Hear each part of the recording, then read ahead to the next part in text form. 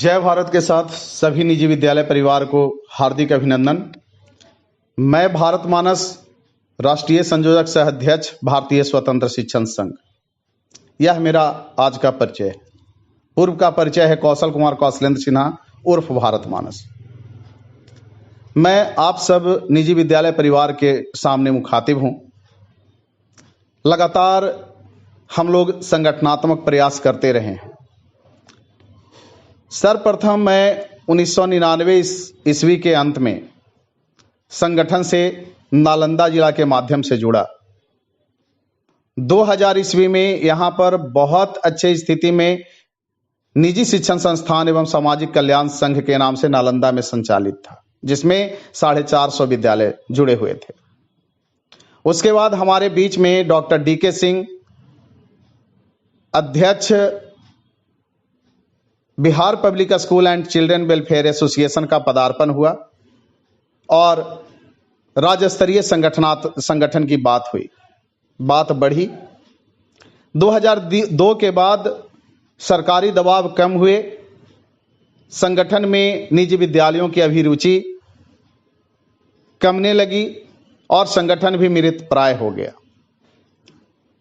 2000 RT act 2009 के आने के बाद 2011 ईस्वी में RT एक्ट के अकॉर्डिंग निजी विद्यालयों से प्रस्वीकृति के लिए आवेदन की मांग की गई। जो संगठन शिथिल पड़ गए थे वो एक बार पुनः एक्टिव हुए और सरकार से संघर्ष किया। कई बार बातें आई गई और समझौते के बाद नवंबर में यह आवेदन शिक्षा विभाग को समर्पित किया जाना शुरू हुआ पूरे बिहार राज्य में। 2013 ईस्वी में पहला बार प्रस्वीकृत हुआ पूरे बिहार राज्य में। कहीं भी कितनी भी संख्या में, छोटी संख्या में प्रस्वीकृति प्राप्त हुई। साधारण छोटे एवं मध्यम आर्थिक पृष्ठभूमि वाले निजी विद्यालयों के साथ लगातार समस्या आ रही थी कि उनके विद्यालय बिना प्रस्वीकृति के कैसे चलेंगे, उनकी प्रस्वीकृति कैसे होगी। 2011 ईस्वी से लगातार कॉल हमें भी नालंदा से, पटना से जाना शुरू हुआ था, कारण कि उस समय जब मैं जुड़ा था 2000 ईस्वी में तो मैं एक साधारण सदस्य के रूप में जुड़ा था और उस बीच में भी हमने संगठनात्मक प्रयास 2-3 बार किया, जिसमें पटना में भी किया, नालंदा में किया और जगहों पर कुछ टेलीफोनिक संपर्क से किया। इस बीच में मैं बताना यही चाह रहा हूं कि संगठन, एक ऐसा संगठन का निर्माण जो भारतीय स्वतंत्र शिक्षण संघ किया गया, जिससे छोटे विद्यालय, जो कम आर्थिक पृष्ठभूमि वाले विद्यालय हैं, जिनका फी बहुत साधारण है, जो एफिलिएटेड नहीं थे, वैसे विद्यालयों का भी काम चले और धरातल पर कार्य हो, उनकी प्रस्वीकृति हो, उनका यूडाइस भरा जाए। लगातार जागृत करने का काम भारतीय स्वतंत्र शिक्षण संघ करता रहा है। आज भी हमारी स्थिति ऐसी नहीं है कि पूरे बिहार राज्य के लोग हमारे सदस्य बन गए हैं, लेकिन संपर्क बिहार राज्य के लगभग सभी जिलों में है और कुछ जिलों में हमारा संगठन बहुत बड़े रूप में है, जैसे सुपौल जिला है, पटना जिला है और नालंदा में सबसे बड़ी स्थिति में। और जिलों में हमारी स्थिति लगभग बीजारोपण के लगभग है। ये हमारा संगठन, मेरा नहीं, हमारा संगठन, आपका संगठन, कितने सारे संगठन हैं और इतने संगठनों की क्या आवश्यकता है। अभी जाने माने हमारे नाम है, हम नाम नहीं लेना चाहेंगे। एक नाम हमने इसलिए लिया कि हम लोग उन्हीं के थ्रू राज्य संगठन की बात जाने थे कि निजी विद्यालयों का राज्य स्तरीय संगठन बनाया जाना है और उसके लिए नालंदा से भी आगे बात बढ़ी थी। मैं निजी विद्यालय यहीं पर चलाता था नालंदा में। बाद में हम पटना में स्थापित हुए एक निजी शिक्षण संस्थान के रूप में, जिसे जब लगातार संगठन का दबाव बढ़ना शुरू हो गया, ऐसी स्थिति में हम अपना जो संस्थान था उसे 1 जनवरी 2014 से वह बैनर हमने उतार दिया पटना में, जो कि कंकड़बाग में लगा रहता था। उस समय से लगातार पूरा समय हमने संगठन के लिए दिया है। आज स्थिति है, कोई भी एक पब्लिक, कोई भी जो छोटा भैया नेतागिरी करने वाला लोग आगे आता है और एक प्राइवेट स्कूल पर RTI डाल देता है। आज नालंदा की एक ऐसी स्थिति है जहां पर एक रिक्शा पर 4-5 दिनों से माइक लगाकर घुमा जाता है कि किसी भी विद्यालय को अगर फीस कोई मांगता है, अगर फीस जो कि सम्मानजनक व्यवहार नहीं किया जा रहा है, उनके द्वारा एक अनाउंसमेंट हो रहा है कि अगर कोई भी फी मांगता है तो आप इस नंबर पर कॉल करें। कई बार मैं देख रहा हूं कि लगातार निजी विद्यालयों के प्रति एक बात आती है कि निजी विद्यालय वाला तो दुकानदार है, ड्रेस का दुकानदारी करता है, किताब की दुकानदारी करता है। तो मेरा सवाल है, पहले तो अपने निजी विद्यालयों के साथ यह बातचीत मैं अवगत कराना चाहता हूं, जो कि आप सब जानते हैं, लेकिन आम पब्लिक के बीच में जो भ्रम पैदा किया जा रहा है, क्या किन्हीं विद्यालय वाले का कोई अपना प्रकाशन है? किन्हीं विद्यालय वाले के पास अपना ड्रेस बनाने का कोई हौजरी है? जूता, मोजा, टाई, बैज बनाने का कोई हौजरी है? नहीं है। आप सब जानते हैं कि नहीं है। और इन्हीं निजी विद्यालयों का, छोटे से बड़े मध्यम सभी विद्यालयों का उपयोग करके कई जो दुकानदारी करते हैं, कई जो कंपनी चलाते हैं इन चीजों का, हम लोगों के थ्रू काम चलता है। और हम लोग का काम क्या रहता है? हम अपने बच्चों को बाजार से भी कम मूल्य में विद्यालय में, चूंकि हम कई प्रकाशन की किताबें चलाते हैं और उसमें हम देखते हैं कि किसमें हमारे लायक, हमारे बच्चों के लिए सुविधाजनक मटेरियल है। और बच्चे के गार्जियन भी चाहते हैं कि हमें दौड़ना ना पड़े। ड्रेस अगर विभिन्न दुकानों, विभिन्न जगह से सिलाया जाएगा तो वो अंतर आता है और वो उतना परिश्रम नहीं करना चाहते हैं, तो एक सामान्य सा मूल्य लेकर उसे विद्यालय में उपलब्ध कराया जाता है। बात बस इतनी सी है।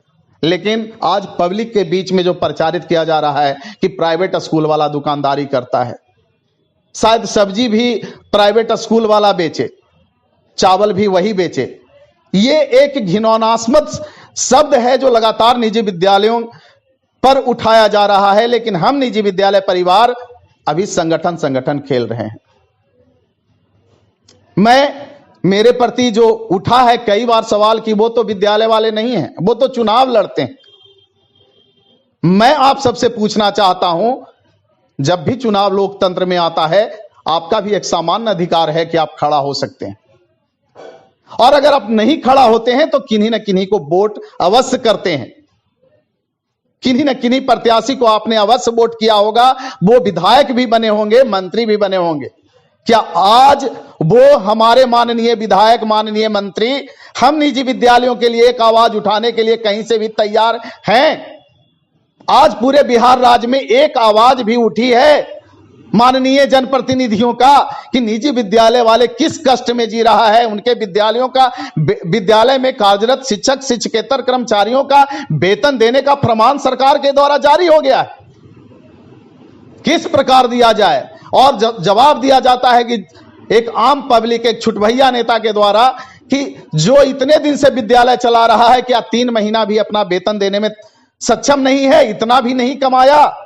जब आज हमारा विद्यालय आरटीई एक्ट के अंतर्गत संचालित है, और आरटीई एक्ट के अंतर्गत संचालित होने का मतलब है नॉन कमर्शियल, व्यवसायिक नहीं, सामाजिक किसी कारण से यह ट्रस्ट और या सोसाइटी के द्वारा संचालित होता है। तो ऐसी स्थिति में जब विद्यालय प्रॉफिटेबल बिजनेस नहीं रह गया है, बाई कानून जिसको कह सकते हैं, ऐसी स्थिति में इस पर लांछन लगाना कहां तक उचित है? लेकिन क्या अब भी हम निजी विद्यालय परिवार एकजुट होने के लिए तैयार हैं? आज भी मैं देख रहा हूं कि पूरे राज्य में कई ऐसे विद्यालय हैं जो किसी संगठन के भाग नहीं है। मेरी जानकारी में 6-7 संगठनों का नाम आता है। विभिन्न जिलों में संगठन का अलग अलग नाम से संगठन है। लेकिन क्या सभी जिले में ऐसी स्थिति है कि सभी विद्यालय परिवार संगठन से जुड़ चुके हैं? किसी भी संगठन से जुड़ चुके हैं? क्या उन संगठनों की सूची एक जगह है? यह नहीं है। चूंकि हम 7 साल अपना समय निजी विद्यालय परिवार के लिए लगाया, आपके लिए कुछ आसान हुआ या नहीं, प्रस्वीकृति आसान हुई या नहीं, यूडाइस में कितनी आसानी हुई, लेकिन मैं पूरे तौर से कह सकता हूं कि मैंने 7 साल समय पूरे कंप्लीट रूप से निजी विद्यालय के लिए दिया, उसके मान सम्मान के रक्षा के लिए दिया। आज पूछा जा रहा है हम निजी विद्यालयों के द्वारा कि कब विद्यालय खुलेगी। सारे मॉल खुल गए, सारे भीड़ भाड़ वाले जगह खुल गए। क्या हम सबको अपने अपने पैड पर माननीय मुख्यमंत्री से मांग करनी चाहिए कि 1 जुलाई से हर हाल में विद्यालय खुल जाना चाहिए, अन्यथा हम लोग के द्वारा बैनर उठा दिया जाएगा और हर हाल में हम लोग विद्यालय खोल देंगे। अगर सरकारी हस्तक्षेप हुआ तो हम लोग किसी और तरह का कदम उठाने के लिए बाध्य हो जाएंगे। क्या भीड़ भाड़ वाले इलाके जहां सोशल डिस्टेंसिंग का पालन नहीं हो रहा है, बाजार में मास्क नहीं लगाए जा रहे हैं, तो क्या हम निजी विद्यालय परिवार ही सबसे ज्यादा अशिक्षित हैं, सबसे ज्यादा अकर्मण्य हैं, सबसे ज्यादा असंवेदनशील हैं, जो हम अपने विद्यालय के बच्चों को सोशल डिस्टेंसिंग नहीं सिखाएंगे, कोरोना वायरस से बचाव के रास्ते नहीं सिखा पाएंगे, हम अपने अभिभावकों को जागृत नहीं कर पाएंगे, या हमारे यहां जो पढ़ाने वाले अपने बच्चे को जो पढ़ाते हैं वैसे अभिभावक जागृत नहीं है। आज छोटे एवं मध्यम टाइप के निजी विद्यालय में जो अपने बच्चे को गार्जियन पढ़ा रहे हैं, अभिभावक भेज रहे हैं, वो परेशान हैं, कारण कि उनके यहां ऑनलाइन की व्यवस्था पूरे तौर से नहीं हो पा रही है। वो लगातार निजी विद्यालय संचालक पर दबाव डाल रहे हैं कि आप बच्चे को विद्यालय में बुलाइए और पढ़ाइए।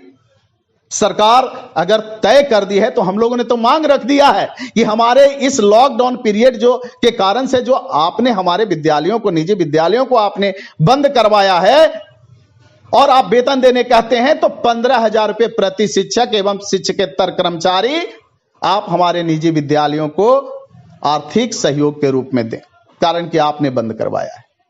हमने कोरोना वायरस को नहीं बुलाया और हम लोगों ने पूरे आपके साथ, सरकार के साथ खड़ा होकर कदम से कदम मिलाकर आपको सहयोग किया है।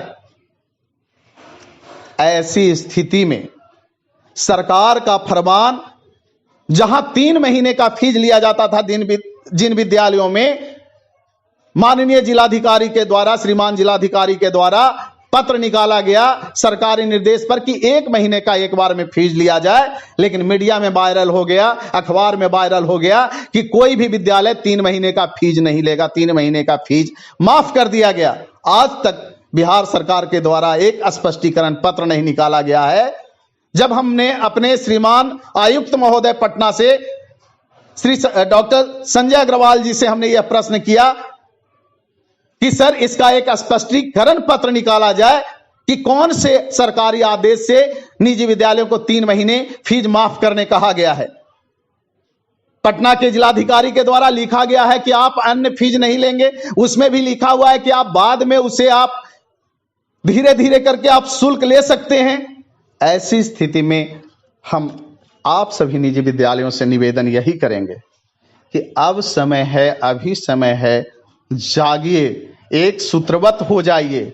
यह नहीं देखिए कि यह इनका बैनर है, यह भारत मानस दौड़ रहे हैं, यह फलाने दौड़ रहे हैं, ये चिल्लाने दौड़ रहे हैं। जिनको जहां मौका मिलता है, जहां जिनका बैनर खड़ा है, वहीं पर उनसे जुड़ जाइए। और सारे बैनर प्रतिनिधियों को जो संगठन के नाम से निजी विद्यालयों का संगठन चलाते हैं, जो सिरमौर हैं हमारे, हम आदर करते हैं उनका प्रयास होना चाहिए कि सारे बैनर के प्रतिनिधियों को एक जगह एकत्रित करें। पानी सर से ऊपर हो रहा है, कई विद्यालय, निजी विद्यालय बंदी के कगार पर पहुंच रहे हैं। हम 4 सूत्री मांग पीछे कर चुके हैं माननीय बिहार के मुख्यमंत्री से। वो 4 सूत्री मांगों में शिक्षकों के लिए मांगे की गई है, निजी विद्यालयों के प्रति संवेदनापूर्ण व्यवहार करते हुए उनसे सहयोग देने की मांग की गई है। जिस तरह से सरकारी विद्यालय में वो व्यवस्था करते हैं, इस कोरोना से बचाव के लिए हमारे प्राइवेट विद्यालयों में सरकारी खर्चे से वो व्यवस्था करें। निजी विद्यालय कोई चीन पाकिस्तान के बच्चे को नहीं पढ़ा रहा है। उन्हें जानना चाहिए कि निजी विद्यालय वाला भी इसी बिहार और भारत के बच्चे को पढ़ा रहा है। जो आपके द्वारा खर्च किए गए पोशाक की राशि है, किताब की राशि है, उन बच्चों के द्वारा जो निजी विद्यालय में पढ़ते हैं, उनकी वो राशि सरकार के पास जमा है। आप निजी विद्यालयों के साथ दूसरे तरह का व्यवहार नहीं करें। एक तरह का नियम आपने सभी विद्यालयों के लिए बना दिया है। विद्यालयों का वर्गीकरण करें अफिलिएटेड के लिए रूल अलग रखें, नॉन अफिलिएटेड जो आर्थिक रूप से समृद्ध हैं उनके लिए, लेकिन भारत के प्राचीनतम संस्कृति जो विश्वामित्र की संस्कृति है उसे आप समाप्त नहीं कर सकते हैं। भारत में वशिष्ठों का इतिहास बाद का है, जब राजतंत्र आया। सबसे पहले इतिहास इसी निजी शिक्षकों का है, प्राइवेट शिक्षकों का है, जिनके बदौलत यहां पर भगवान का भी उदय हुआ। जो हिंदू धर्म में 2 भगवान प्रसिद्ध हैं, तो निजी शिक्षण में आप जो ऐसा अगर कोई कानून लाते हैं जिससे यह बेलगाम न हो जाए, शोषक न बन जाए, यह हमें मान्य है। लेकिन यह कतई नहीं मान्य है कि आप हमारे स्वाभिमान पर ठोकर मारते रहें और हम बैठकर इंतजार करते रहें। तो हम बिहार राज्य के तमाम निजी विद्यालय संचालकों से अपील करूंगा कि आप जल्द से जल्द 2 दिन के अंदर आप एकत्र हो जाएं। आप खोजें कहां संगठन है, कौन सा संगठन है। जो भी मेरी आवाज सुनते हैं वो खोजें। एक नंबर मैं अपना दे रहा हूं 9430888639 9430888639। मेरा व्हाट्सएप नंबर है 7004434266। एक बार पुनः मैं बता रहा हूं, मेरा व्हाट्सएप नंबर है 7004434266। आप इससे भी जानकारी ले सकते हैं। और हमारे कई संगठन परिवार और जहां जहां संचालित है, आप खोजें कि कौन सा कहां संगठन संचालित है और उससे जुड़ जाएं और सब एक सूत्रबद्ध हो जाएं 2 दिनों के अंदर। और 1 जुलाई से विद्यालय खुले, इसके लिए सभी मिलजुल कर प्रयास करें। कैसे खुले, कैसे करके यह कोरोना से बचाव हो, हम लोग उसको फैलाने वाले नहीं बने, हम लोग उससे बचाव करने वाले बने। लेकिन हम निजी विद्यालय परिवार से एक बार पुनः निवेदन करता हूं, आग्रह करता हूं कि आप सब एक सूत्रबद्ध हो जाएं और विभिन्न बैनरों में, जिस बैनर में आप जुड़ें, लेकिन जुड़ जाएं और उनके नियम कानून जो एक पालन करने योग्य है उनसे पूछें कि आपका क्या नियम है, वार्षिक शुल्क कितना है, किस तरह से यह संगठन संचालित होता है, किस चीज के लिए काम करता है, यह उनसे पूछें जिस संगठन में आप जुड़ते हैं।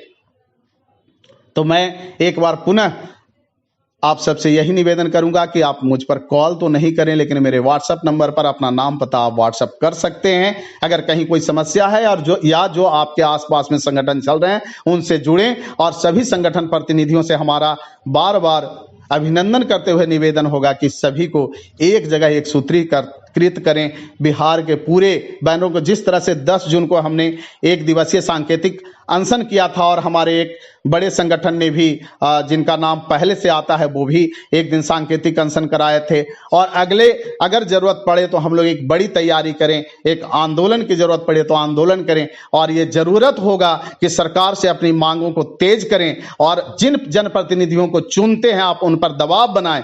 अन्यथा अपना जनप्रतिनिधि चुने, अपने लोग को एक भेजें कि आपका आवाज लोकसभा में, राज्यसभा में, विधानसभा में, विधान परिषद में उठा सके। अन्यथा गिड़गिड़ाने वाला काम चलता रहेगा, स्वाभिमान नहीं बचेगा। और स्वाभिमान खोकर जीवन नहीं है साहब। एक बार पुनः आप सभी को जय भारत के साथ अभिनंदन। जय भारत।